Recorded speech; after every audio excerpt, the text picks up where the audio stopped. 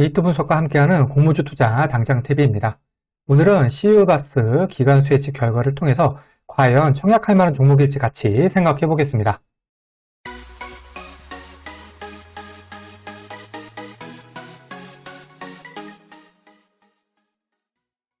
먼저 회사 소개입니다.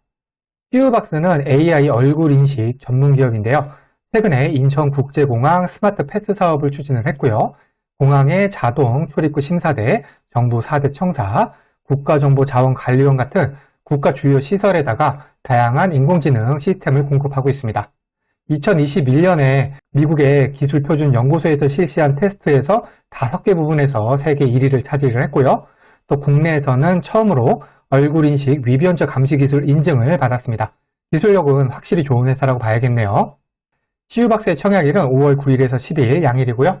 환불일은 5월 12일로 환불일까지 2일이 걸립니다. CU박스는 투루앤 모니터랩하고 청약이 겹치고요. CU박스 환불일은 5월 12일 금요일, 그 다음에 투루앤 환불금으로 CU박스 청약이 가능합니다. CU박스하고 모니터랩은 청약일은 하루 차이가 있지만 상장일은 동시 상장입니다. 일반 청약자 대상 주식수는 37만 5천 주로 금액으로는 약 56억 정도고요. 이 중에 절반은 균등, 절반은 비례배정됩니다. 청약증권사는 신한, SK, 신영 이렇게 세 곳이지만 배정된 수량을 보면은 30만 주, 37,500주 이렇게 되기 때문에 전체적으로 봤을 때 신한증권 경쟁률이 조금 낮겠네요. 청약 한도까지 청약하기 위해서 필요한 청약 증거금이 각각 7,500, 2,625, 900만 원이고요. 청약 수수료는 세 증권사 모두 2,000원이 있습니다. 신한하고 SK증권 같은 경우에는 비대면 계좌 개설에 한해서 청약일에 개설한 계좌로도 청약이 가능하지만 신영증권은 청약 초일 직전 3영업일 전일까지 계좌를 개설하셔야 하니까 지금 현재 신영증권 계좌가 없다면 신영증권으로는 청약이 안 되겠습니다. 청약 한도 여기 만주 3,500주, 1,200주는 증권사 기본 한도고요. 신한투자증권은 일반 등급, SK는 청약자가 모두 동일한 기준을 적용을 하고 신영증권은 일반 등급 기준입니다. 여기 세 증권사 청약 단위표를 정리해 두었는데요. 최소 청약이 모두 50주, 50주, 50주, 세 증권사 모두 50주 되겠습니다. CU박스의 공모가는 공모가 밴드 하단인 17,200원을 하회한 15,000원으로 결정이 되었습니다.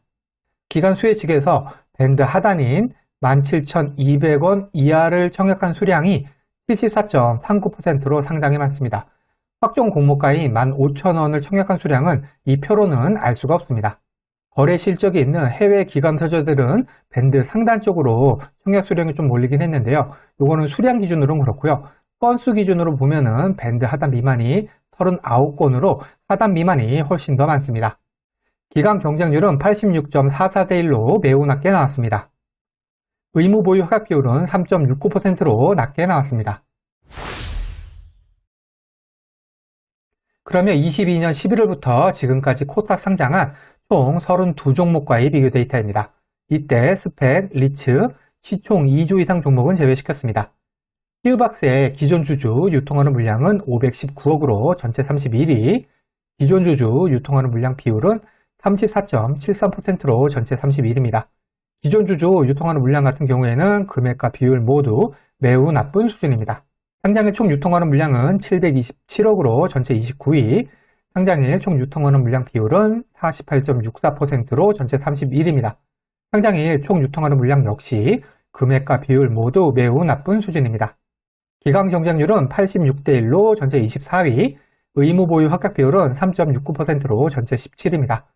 기간 경쟁률하고 의무 보유 합격 비율 모두 나쁜 수준이라고 해야겠습니다. 시초가 기준 수익률, 손실 가능성, 그리고 더블 가능성을 알아보겠습니다. 기존 주주 유통하는 물량이 500억 이상이었던 종목은 두 종목이 있는데요. 공모가 기준 평균 시초가는 플러스 49%, 시초가가 공모가 아래였던 종목, 손실이 났던 종목은 없었고요. 시초가가 더블이었던 종목 또한 없었습니다. 상장일 총 유통하는 물량이 300억에서 1000억 사이였던 종목은 19종목이 있었고요. 평균 시초가는 플러스 41%, 시초가가 공모가 아래였던 종목은 4종목으로 21% 확률, 시초가가 더블이었던 종목은 4종목으로 마찬가지로 21% 확률입니다.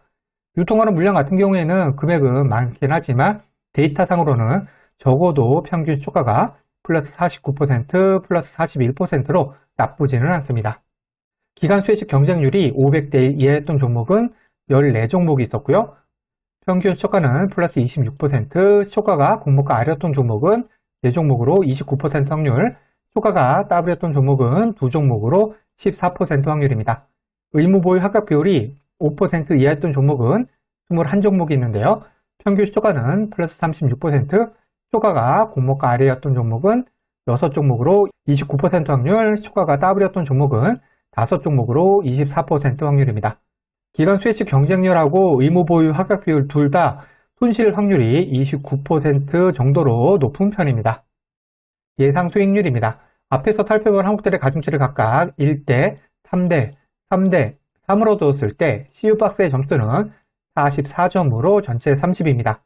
CU박스가 속한 40점에서 55점 사이를 맞았던 종목은 11종목이 있었고요. 평균 시초가 산승률은 플러스 19%, 시초가가 공모가 아래였던 종목은 4종목으로 36% 확률, 손실 확률 상당히 높네요. 시초가가 더블이었던 종목은 한 종목으로 9% 확률입니다. 데이터상으로는 수익률이 평균 플러스 19%로 나와 있기는 하지만 이거는 단순 참고만 하셔야 됩니다.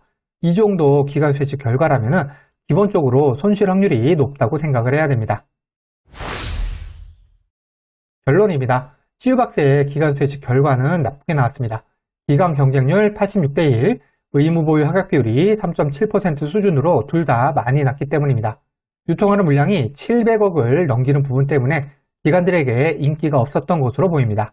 그래도 공모가가 밴드 하단을 하회해서 결정이 되면서 확정 공모가 기준으로 PR을 다시 계산해보니까 한 13.58배가 나오거든요. 이 정도면 상당히 준수한 PR이라고 할 수 있죠. 이렇게 PR이 괜찮아졌기 때문에 청약을 고려해보게 만듭니다. 최근에 상장한 종목 중에서 업종이 고해상도 AI 영상 분석으로 상당히 유사하면서 CU박스처럼 기술 특례 상장이었던 핀텔 같은 경우에는 확정 공모가 기준 PER이 16.22배였거든요. CU박스보다도 높은 편이죠, PER이. 그런데도 상장일 공모가는 공모가 대비해서 72%나 올라졌거든요. 이 부분도 충분히 참고할 만하겠습니다. 안전한 투자를 하시는 분들에게는 청약 패스겠지만 저렴해진 공모가 때문에 청약을 고려하는 사람들도 꽤 되지 않을까 생각을 합니다. 과거의 데이터가 미래를 보장하진 않습니다. 오늘 영상은 참고만 하시길 바랍니다. 기간 수혜식 결과와 상장일 유통하는 물량이 아무리 좋다고 하더라도 공모주 투자는 손실을 볼 수가 있습니다. 이 영상은 공모주 관련 정보 제공을 위한 것으로 종목 추천 영상이 아닙니다. 후회 없는 투자를 위해서는 반드시 공부하신 후 스스로 투자 여부를 결정하셔야 합니다. 이상으로 CU박스 기간 수혜식 결과 분석 영상을 마치겠습니다. 오늘 영상이 도움이 되었다면 구독, 좋아요, 그리고 알림 설정까지 부탁드립니다. 감사합니다.